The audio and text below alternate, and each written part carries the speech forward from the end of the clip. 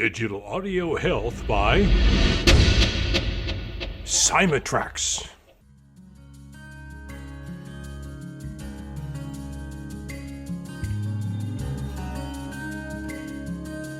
Welcome to the Rhonda Grant Show with your host, Rhonda Grant. If you believe that there is more to life than what you see right now, and you want to find out more, listen in as her guests share their journey and their extraordinary experiences. Now, here is your host, Rhonda Grant. Welcome to the Rhonda Grant Show. Sometimes the universe has a way of placing people or obstacles in your path to help guide and direct you on your mission. Listen in as we discover the path my guest has traveled. Has she been inspired by a calling, crafted her journey, or a bit of both? I invite you to embrace the conversations and to use them to help you to recognize if this is happening in your life. Our guest today is Whitney McNeill. Whitney is a certified medium and spiritual teacher and spiritual mentor. She has helped over 10,000 people connect with spirit. She is the founder of a multi-six-figure business, Messenger of Spirit, where she helps spiritual and ambitious souls learn how to understand their intuitive messages and communicate with their spirit guides through her 4 intuitive languages signature framework. She is also the host of the Spiritual and Ambitious podcast. Welcome to the Rhonda Grant Show, Whitney. Thanks so much for having me. I'm excited to be on this show. It's such a pleasure to have you on the show for sure. My first question for you is, how old were you when you began to know or feel things? And when did you find out that everyone didn't have the same knowings? Such a great question. I was very young. I remember living in a house in Delaware, and I would see things in the house, and I would also know things. There was a real pivotal point for me. I was in my bed.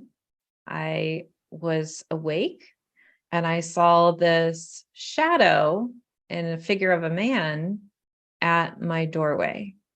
And I said, Dad, Dad, Dad, no response. And this shadow walked closer to me. And I eventually just screamed and ran right through it, my parents' room. And I asked them to check for footprints. It wasn't until I was older that I realized I ran right through it. And it was so very prominent in my mind that I really became so interested in this topic. But I became aware that people weren't very knowledgeable or supportive with these abilities, because my parents were always telling me, you have a great imagination, or you were just dreaming. And they were doing the best that they could, just trying to not give any kind of fear energy to me. But what's really interesting, Rhonda, is after we moved from that house, years later, when I was older, the family, even the guests that would come visit, it was all known that the house was haunted, as what they said. And so it gave me this validation of, oh my goodness, what I really saw was actually real. But as I got older, and I started talking to my peers about this topic, because there was such a lack of knowledge. What is intuition? What about spirits? And, are they good? Are they bad? What is all of this unseen world? When I started to talk about this to my peers, I realized very quickly that this was very taboo and that they were not supportive of it either. So I really felt very alone and really wondered, is there anybody else out there like me? So that's a short version of when I started to know, and how at the same time I became really interested in it as well. Mm-hmm. So when you said you walked right through it, was it a ghost? Was it a spirit? What was it that you walked through? So I really, looking back at it, believe it was a spirit there. Mm-hmm. And it was just in a place where it was a darkened room. So I couldn't quite make out the details other than I really 100% thought it was a living, breathing person. And I just couldn't see because it was dark. Mm-hmm. So it was this place of what just happened. And it was really challenging for my brain to make sense of it until years later. But I would also see things too, Rhonda. I would Mm-hmm. see arrows shoot through the house, and we lived on land that had an ancestry that would make sense for that too. Mm-hmm. And just knowing who was calling when the phone would ring. So I became aware it wasn't just that one thing, but that was definitely the moment where it was so apparent to me that something had happened and I wasn't making it up. Mm-hmm. So what age were you when you found that person that also was curious about your gifts, maybe had them of their own? And how did you end up developing, um, further in your gifts based on the groups that you would have belonged to? Sure. So I think this first experience I had with the shadow figure was probably around when I was 3 years old. And then I continued this fascination with this topic, but also couldn't really speak about it all the way up into my early 20s. And in my early 20s, I ended up being so scared, I shut everything down and I went through a health crisis. And I got off my path for several years. And when I say got off my path, I had shut out any kind of intuitive insight. And I was really making decisions based on what other people thought was a great idea for me versus myself.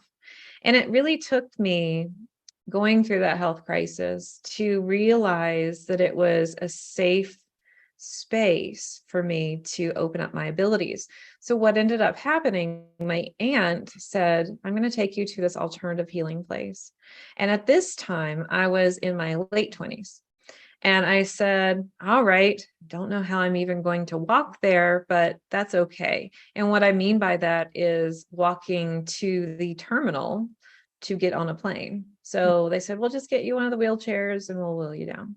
Boy. Well, I went to this alternative healing place and I saw so many people utilizing the ability to work with spirit through healing and through readings and through shamanic journeying. And in one of the readings, they said to me, you're going to do this. And I thought, no, this is not possible. But I also removed some trauma in those 4 days. And after 4 days, I was able to go on a guided hike in the desert. And that's what really helped me realize this was real. You could utilize your abilities for the positive to help people, to heal people. And that started my journey to seek out a mentor. So I finally found a mentor in my late 20s. And it was so nice because when I did, I realized he taught classes and I was able to meet other people too. And I remember in one of these classes, one of my best friends from then till today still looked at me in the hallway and said, you look normal. And I laughed. And I said, oh, you yay. do too. And you said what? It's, Sorry? Oh, I said, you do too. Oh, It's okay.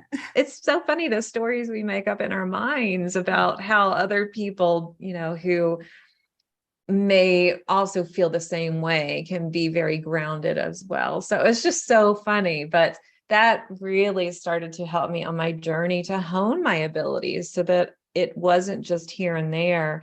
It was a great way to access these abilities to help people through readings, help people uncover their own intuitive abilities, and also to help people understand the messages that they've been blocking. And it was a really beautiful experience. I'm so grateful I had it and I needed it. I feel like I am the type of person who's a little skeptical, even though I do this. Mm-hmm. And I needed a little bit of a slap in the face, if you will, to understand that this was real. Mm-hmm. Yes. And I had these abilities, and to the point in my 20s, I asked them to be taken away because I wasn't grounded enough. And I didn't have anybody to talk with. I didn't know anybody who had the abilities that I had. And so I'm really pleased that you found a mentor, Whitney. And where did you find the mentor? I really believe it was spirit guided. Yes. I had put out this intention to the universe. I had searched online and found nothing. So They're finally, hidden. they are hidden. And I thought They there are. has to be people Mhm. that think the way I think.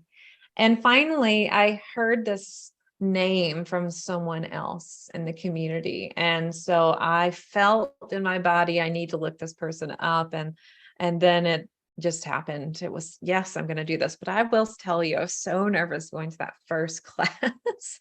And I knew somewhere in my body I needed to do this, which really brought me on a wonderful journey. Mhm. And so how long did you stay with your mentor, or are you still with your mentor? He's now in spirit, so he'll come in to help a little bit, but I stayed with him as long as he was here on the earth plane. And it was a really beautiful experience because I started to learn from him and then I started to teach with him. And then we actually founded a spiritualist church together. Mm. So it was a wonderful friend. He was a wonderful friend as well, not just a mentor, and learned so much. And it's really helpful to also find people that really understood the things that you were seeing, sensing, feeling, knowing, and they didn't look at you weird. They said, "Oh yeah, I totally understand that." So finding a supportive community was really, really integral for me. That's really important. And I mean, there's people right now that are listening to the show, and they probably have feelings of intuition and different energies that they're feeling, and it might be confusing to them, and they don't know what to do, and where to go. So you teach classes? I do. That's my passion. I started Okay. my business doing Reiki sessions and doing readings. And everyone really loved the readings and it took off, which I did love for a while. But my passion was to help people access their own abilities. It was a natural process. When people would receive a reading from me, they would say, "How did you learn to do this? And do I have these abilities?" And my answer was always, "Yes, you do. They just might look a little different than what it looks like for me." So I love to teach people a step-by-step grounded way. And I talk about the four intuitive languages because Okay. there is a language where people will think they're not intuitive at all until they understand it. So I really want people to feel very empowered with their intuition. And I want to bring knowledge into their world because sometimes people assume intuition just happens when it happens, but it's actually an asset that you can utilize in your daily life and business to really help you make those aligned decisions. hmm Well, and that's a beautiful segue into you talking about the four different types of intuition language, because people will want to know how they can identify it. Absolutely. There's four. So the first one, and by the way, this is not in a priority, it's just the first one I Right. happen to talk about, Yeah. but the seer. So the seer will see spirit clairvoyantly. And generally speaking, if you're wondering if you're a seer, because clairvoyance comes in many ways, you may start to understand that your eyes are a bit more sensitive, or you might be someone who's a visual learner. You take in energy and information through sight.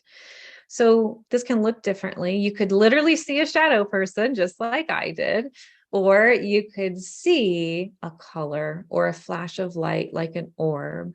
Or when you close your eyes, you might see images. It could even be images of where you've been that day, numbers, and things like that. So seers will tend to visualize. If I were to say, picture your day tomorrow, and you close your eyes and you see what you're doing, most likely you've got that ability as a seer. You're already taking in information and energy through that pathway. So what you need to do is shift your energy and increase it so that you can become more aware of the spirit energy that's around. Now, if you're an owl will hear clairaudiently. And some indications you're an owl, or you're an audio learner, and you might even love listening to podcasts, just like you are right now. But also, you might talk to yourself. You might find that music is very important, or silence is very important. And owls will hear a message through external voice or inner voice. So external voice isn't actually the most pronounced. Sometimes you might hear, wait a minute, somebody's outside of my window right there, and then no one is. Or you might hear ringing in the ears, or you might hear birds chirping when spirit is trying to tell you, yes, you're right, or yes, you're on the right path, or something of that sort. But most of the time it comes through your inner reading voice. And a lot of my students question, am I making this up? Am I talking to myself? Or is this in fact intuitive? And my answer to that is spirit gives you messages so quickly that your brain doesn't even have time to process the thought. So let's say that you want to know an answer to something and you say, hey, my spirit guides, I would love to know what the right next step is. Well, oftentimes before you even get the whole sentence out in a thought or out loud with your mouth, you will receive the answer very quickly. So that's one of the indications it's intuitive. And the same applies for the clairvoyant with symbols or colors. It often comes in very quickly. Now, another language is the language of the empath, and the empath will feel their messages through clairsentience. So this could be, I'm feeling it's a yes in my gut, or I'm feeling it's a no. Or you can also feel emotions, sensations in your body, such as coolness, hot, tingles. So let's say that you're talking to your guides and there's a decision coming up. With that decision, your yeses might look like a tapping or a sensation or a wave of cool on your right side or left side. And a no might be tapping sensations on the opposite side, or perhaps nothing. So the empath will really understand their messages through feelings. But it's not just the gut, and it's all those combined. And then the channeler is a language I just love talking about. It's my second strongest language. And this is really the language where so many people don't feel like they're intuitive, because we're taught that it has to come through feeling, sight, or sound. A lot of that is from watching movies and things of that sort. Channelers have an intense knowing about something, and their body reacts to it. So it is similar to instinct in a way, where you didn't hear it, feel it, or see it. Your body is reacting to this energy. And channelers actually have one of the clearest connections to their intuition, their spirit world, because their body is connected. So an example, let's say that you are hiking and all of a sudden you just can't make your legs go down the trail. Well, that would be an example physically of your body reacting to something that you don't know and that you can't make sense of. Another example can also be metaphorically too. If you're going down this path and for some reason you just can't do it. Let's say that you're in bed. This actually happened to me recently. I had a marketing plan for a specific thing I was launching in my business, and I had received the answer from Spirit months ago. And I knew that this is something they wanted me to do. But I was in bed for 3 days. I couldn't do it. I couldn't make my body do it. And finally, after 3 days, it dawned on me, oh, this is not the right thing right now. Doesn't mean the message was wrong. It's just not the right thing for me right now. And as soon as I made that decision, I felt better and more energy. So channelers can be a little confusing sometimes. And it's just a knowing that happens, or your body. So those are the 4 intuitive languages. You can also smell things from spirit and taste things from from spirit, but they're usually not the main four. And you can have one of these, some of these, or all of these, and they change throughout the years too. So let's say that you're a seer primarily now. Well, in 2 years' time, maybe you're more of an empath. There's no right or wrong. I just encourage everyone to lean into how their energy is designed and learn all the languages so they can be accessible to their intuitive messages. Mm-hmm. One of the questions that I have for you is when I had my accident, I was T-boned, and it was during my recovery, and I started writing. Felt like I was called to write my book, Magical Forces Within. And I would come to the computer and I'd start writing. And I didn't want to call it a download, and I didn't want to call it channeling, simply because I wasn't educated enough to what was going on. But there were sentences and paragraphs that just came to me.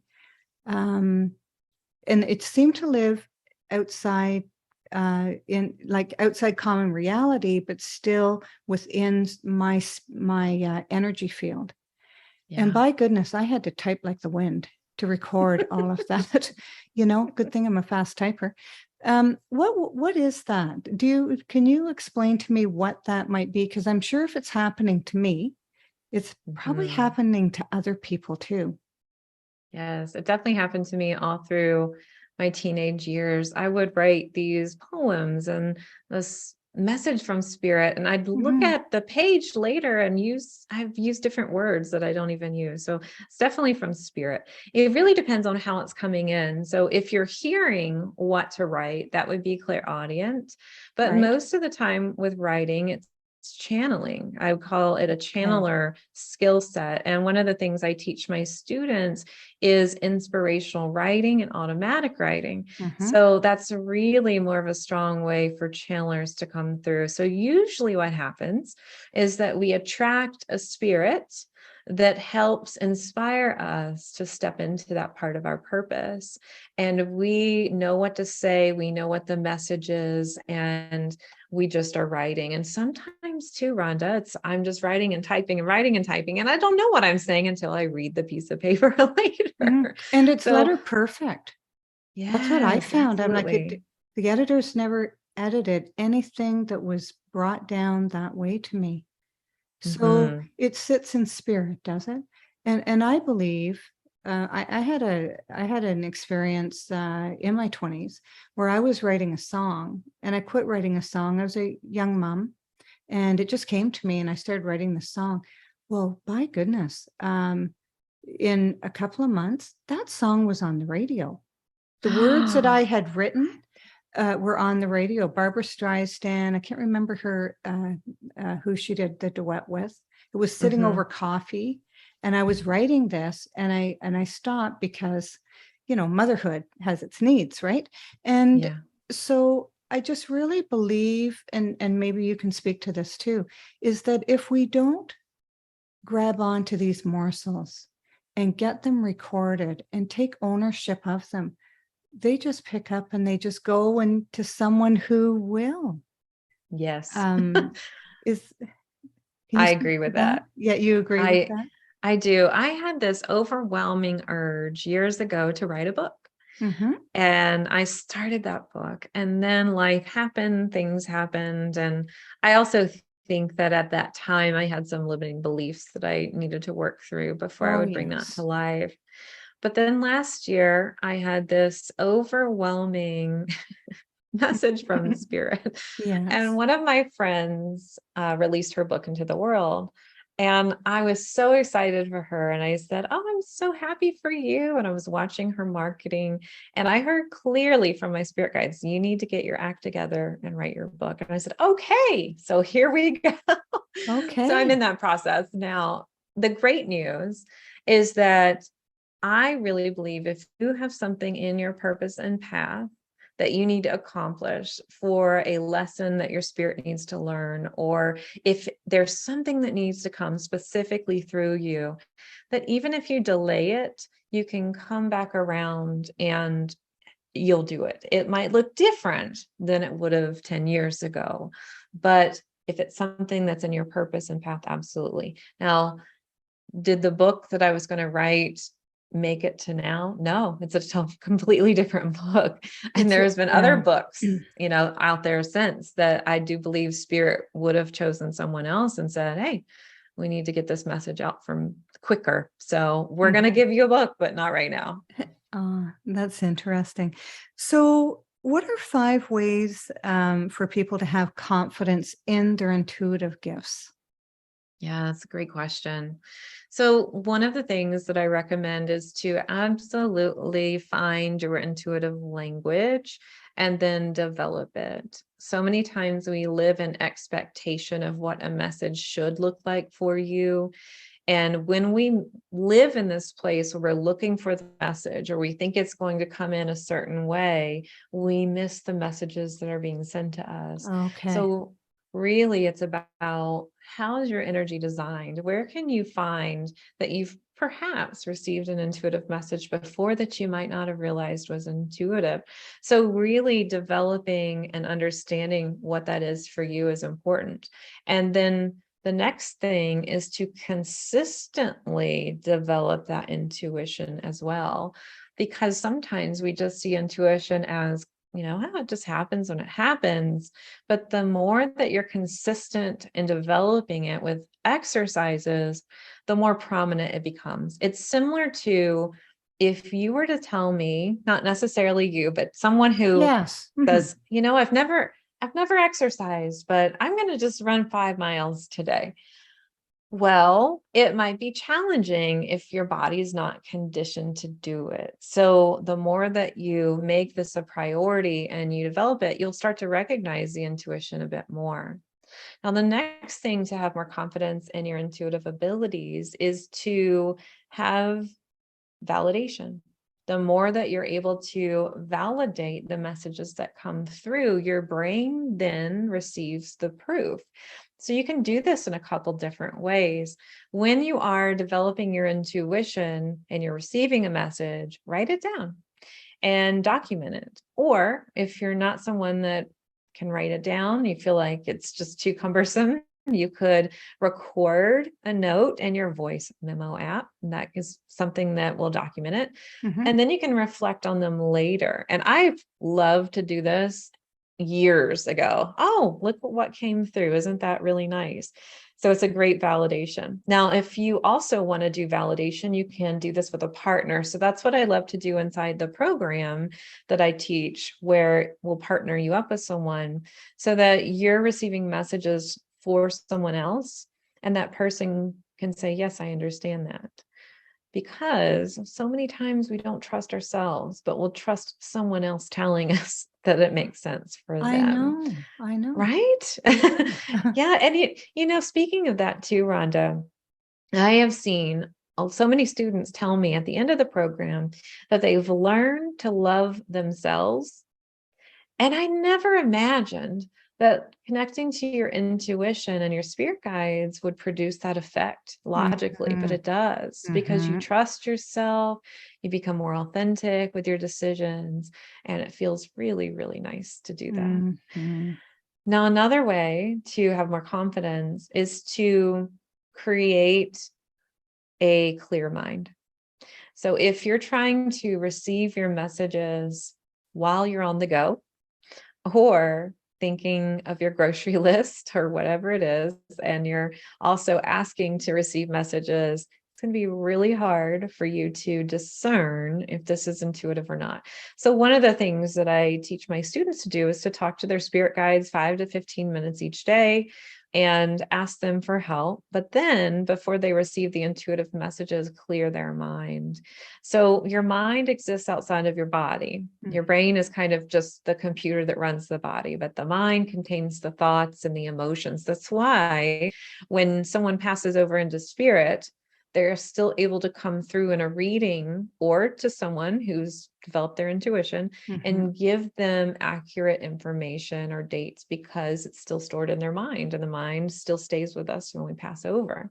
So when you are clearing that mind, and you can imagine that your mind is going to the right and the left, You're creating a super highway for spirit so that the message comes through clearly. And I would recommend you do this 5 to 15 minutes each day. Wow. And know that whenever your mind is clear, that you are receiving intuitive messages. And the more that you practice this, the easier it is. And you don't have to meditate for an hour. Meditation's wonderful, but you can clear your mind in 5 seconds.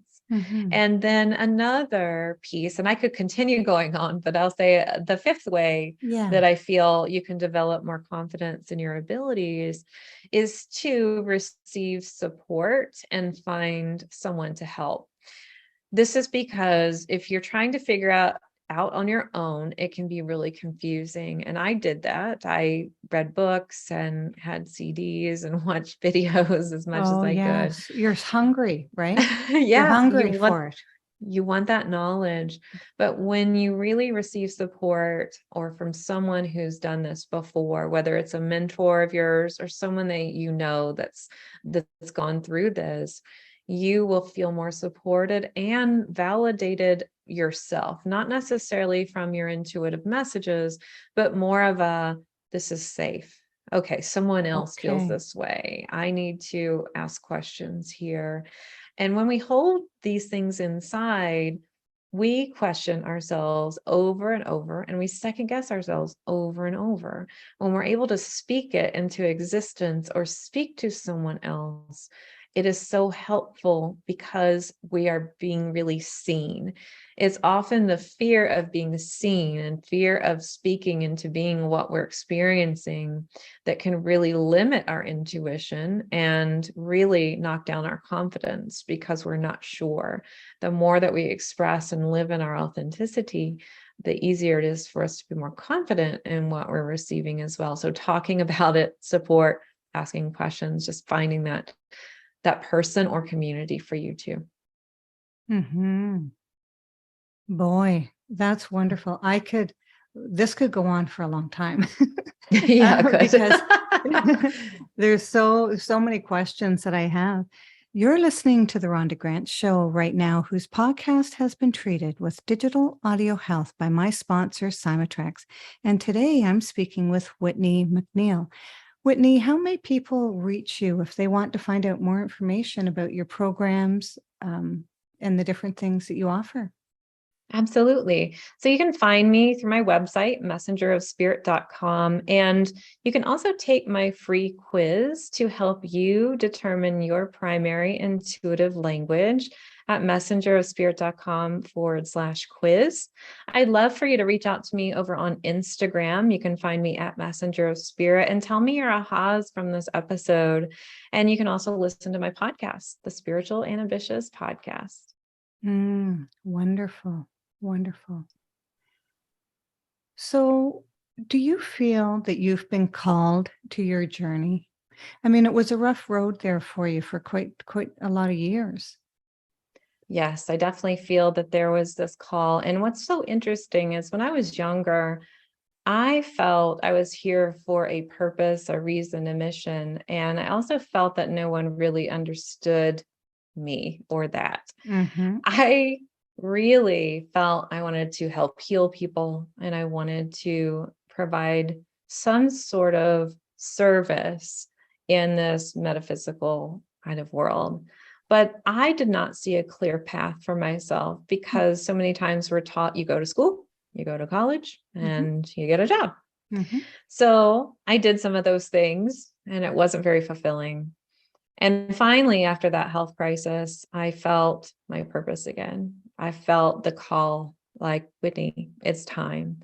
You are going to continue to go down this road and you're not going to be healthy. You're going to be surrounded by negativity if you continue to make decisions that are not aligned with your path and your purpose. But we're here. When I say we, I mean my spirit guides. We're here to help you get back on your path. So I really felt when I opened my energy back up that everything was very synchronistic. I decided I want to take a Reiki class and I met the right people. And I met so many wonderful friends through that who are still my friends to this day. And it was like connecting the dots. It took me to this place where I pretty much felt there was no other option but to live my purpose. There was no other option but to do this. And it was through a strong intuitive knowing, but also feeling how sensitive I was. I really couldn't work in a job that I didn't like. I didn't like the hours. Being a No. highly sensitive person, I knew that I needed to work for myself, but I had all these limiting beliefs that I couldn't make a living at spiritual type of things. And I didn't really have the support that was around me that believed it either, until I did find my spiritual community and I did see other spiritual entrepreneurs. So it was a huge leap of faith. That's how it felt for me. But Rhonda, I dipped my toes in the water. I started to work at a Reiki clinic and contract there part-time. I built my business that way. And then one day it was as if spirit kind of forced my hand, and I actually had asked them to do it because I thought, I'm never going to take this leap unless I get really clear signs here. So they know that I have the channeler as my second language. And I actually got up and left the full-time job I had. I just walked out. I never would have done that. I was horrified that I did this, but the company actually asked me to work from home for the rest of the year. And my part-time business went from part-time to full-time like overnight. I'm not kidding. I don't know if the Google algorithm changed, but I know that spirit inspired me. So whatever was meant to happen was meant to happen at that time. And that's how I ended up doing this. I really feel that I'm living my purpose through my business at this point. And at some point I might live my purpose not through my business, but that's what I'm doing right now. Yeah, but that's what you're doing now. And this is what you've been guided to do. Right. Absolutely. And I find that, people call them intuitive hits. I get many of them. And the reason I get many of them now is because I listen and I take action. I've had times in my life where I went, I'll look after that later. And then, later is like, well, look at the mess I'm in now, because I didn't listen. I didn't take action, and things didn't work out the way they could have worked out if I listened to the intuition hits that I was getting. Absolutely. Yeah. And I think a lot of people are like that. I knew I should have listened to that when that message came to me, right? What extraordinary discovery have you had in your life, Whitney? Great question. I am going to answer it in a way of, my extraordinary discovery is really, to be honest, knowing that I can co-create with spirit and that I'm not limited in that way. And when I finally saw that, it was more of a, oh, wait a minute. I came into this world from spirit, and I'm not supposed to be in a suffering kind of way. Wait a minute. I can actually create what I want to create, and I can move where I want to move. And it was this aha moment of spirit's going to support me when I follow these inspired actions. And if I hadn't discovered that, I would have never moved my family across the country to Sedona solely based on my intuition, getting a house sight unseen, things like that. And it feels so freeing for me to have discovered that. So that's really, I feel like a powerful moment in my life where I felt a huge shift from feeling like I was living in a box to feeling like I was free to create. And Sedona, there's really good energy in Sedona, isn't there? There is, but it's intense, Rhonda. It's intense. So intense. It is. It amplifies anything that you're experiencing. So if you're feeling wonderful, it'll amplify that. If you're feeling not so great, it amplifies that too. But there's so many different energy spots that you can visit to help clear things. And that's why it's so transient too. Not a lot of people can withstand the energy that Sedona Oh, brings. okay. So people come here for a time to heal, and then they will go on their journey, or they'll come here and absolutely love it. And we actually lived in the heart of Sedona for several years. And it was so intense that we would have to drive at least once a week somewhere else to just get like a reprieve here. Just to get a break. And yeah, just to get a break. That's so So interesting. I love it. it's interesting for sure. So we actually live a little outside of Sedona, but we still see the Red Rocks, and we go into Sedona quite a bit. So it's an interesting energy, but it's very healing and clearing too. Mm-hmm. I had a mystical experience in my 30s, early 30s. My husband and I won a trip actually to Las Vegas. And we decided to fly fixed wing over the Grand Canyon. They're still doing it today. And I was terrified to get in that little plane. And they put me in the back. I was absolutely terrified. But once in the air, and I was looking down how gorgeous it was, I had a mystical experience. And I wanted to write. And I didn't have anything at that time. I didn't write things down. I remember I was, clever enough I could remember them, but I had such an experience and I never did. I don't know what came to me because I didn't write it down. I didn't write it down later. And I think that sometimes different places have different energies, and people that live at the vibrational frequency that you do and I do, that it's very powerful. It's a very powerful thing. I think so too. I also have seen from spirit, they'll show me a map of the world, and I'll see these little lights on the map. And if someone's asking if they're going to move, I can feel and see the energy of where it's best aligned for them. So what country, what state, and it's this frequency. There are certain places that have frequency, and even within, let's say, a state itself, there's different frequency in each town and each section of the state as well. And sometimes we need to go different places to feel different energy, to feel really inspired. And I think it's really wonderful. I could tell when I lived on the East Coast that it was not my frequency. And when I first visited Arizona in general, that's where I had my first healing experience after my crisis. I felt like it was home. This is my home. And it took me several. I got goosebumps when you told me that. I got goosebumps. Yeah. It was past life and this life too. This is home. So I set my intention to the universe to move here, and I had no idea how it would happen. And we came out here to lead a retreat in Sedona. And as soon as I came out, I said, oh, this is the home in Arizona. And it felt like a warm hug. And I cried when I had to leave. It's just, It was almost like a person in a way, like I can't leave here.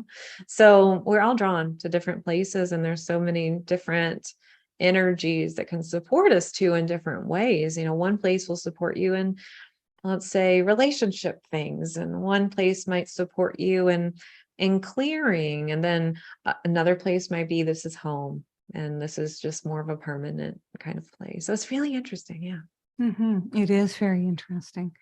Well, thank you very much for being on the show. It's been a wonderful journey with you. I knew we were going to have a really nice journey. So thank you very much for sharing your gifts with us.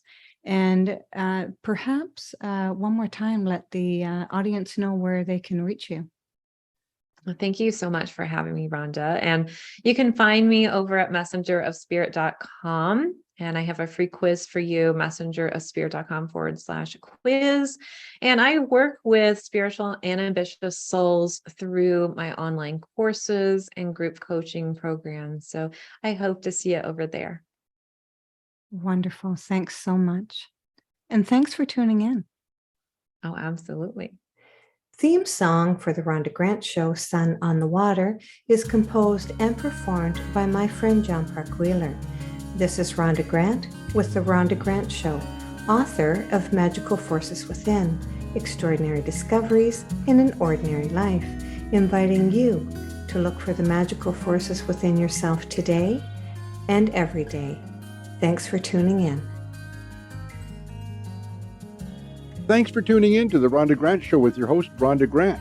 If you would like to find out more information about Rhonda and her upcoming guests and the work that she does, go to her website, rhondagrantauthor.com. That's rhondagrantauthor.com. Digital Audio Health by Cymatrax.